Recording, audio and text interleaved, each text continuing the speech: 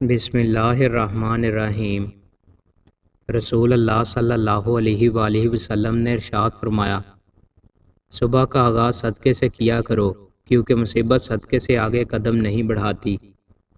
رسول اللہ صلی اللہ علیہ وآلہ وسلم نے ارشاد فرمایا، جو مسلمان مرد یا مسلمان عورت جمعہ کے دن یا جمعہ کی رات میں مرے، عذاب قبر اور فتنہ قبر سے بچا لیا جائے گا اور خدا سے اس حال میں ملے گا کہ اس پر کچھ حساب نہ ہوگا۔ رسول اللہ صلی اللہ علیہ وآلہ وسلم نے ارشاد فرمایا، جس نے اچھی طرح غسل کیا پھر صبح مسجد کی طرف آیا اور امام کے قریب بیٹھا اور اسے توجہ سے سنا اور خاموشی اختیار کی تو وہ جتنے قدم چلا ہر قدم پر اس کے لیے 1 سال کی عبادت اور 1 سال کے روزوں کا ثواب ہے۔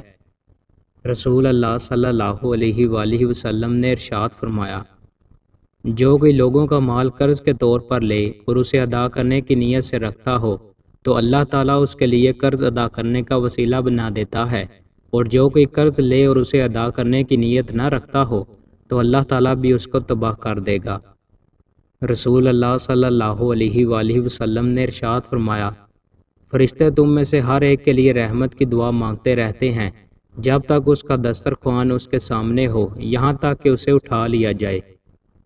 رسول اللہ صلی اللہ علیہ وآلہ وسلم نے ارشاد فرمایا، جس نے لا الہ الا اللہ کہہ لیا اور جس کے دل میں رائی کے دانے کے برابر بھی ایمان ہوگا تو وہ ایک نہ ایک دن دوزخ سے ضرور نکلے گا۔ ایک شخص نے رسول اللہ صلی اللہ علیہ وآلہ وسلم سے سوال کیا، کون سا اسلام بہتر ہے؟ رسول اللہ صلی اللہ علیہ وآلہ وسلم نے فرمایا، کھانا کھلاؤ اور سلام کرو ہر شخص کو، خواہ تم اسے پہچانتے ہو یا نہیں۔ رسول اللہ صلی اللہ علیہ وآلہ وسلم نے ارشاد فرمایا، مزدور کو اس کا پسینہ خشک ہونے سے پہلے مزدوری دے دو۔ رسول اللہ صلی اللہ علیہ وآلہ وسلم نے ارشاد فرمایا، جو شخص اللہ کی رضا کی خاطر مسجد بناتا ہے تو اللہ اس کے لیے جنت میں گھر بناتا ہے۔ رسول اللہ صلی اللہ علیہ وآلہ وسلم نے ارشاد فرمایا، جس کے 2 بچے چھوٹی عمر میں فوت ہو گئے تو اس نے اپنے لیے جہنم سے آرڈر بنا لی۔ رسول اللہ صلی اللہ علیہ وآلہ وسلم نے ارشاد فرمایا، جب تم میں سے کوئی طویل مدت تک گھر سے غائب رہے تو وہ رات کے وقت اپنے اہل خانہ کے پاس نہ آئے۔ رسول اللہ صلی اللہ علیہ وآلہ وسلم نے ارشاد فرمایا، لوگ جب تک آپس میں حسد نہ کریں گے ہمیشہ بلائی پر رہیں گے۔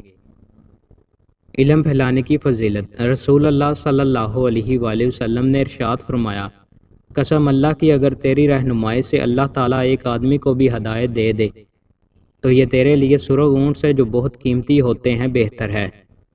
رسول اللہ صلی اللہ علیہ وآلہ وسلم نے ارشاد فرمایا، تباہ کر دینے والی چیز اللہ کے ساتھ شرک کرنا ہے، اس سے بچو اور جادو کرانے سے بھی بچو۔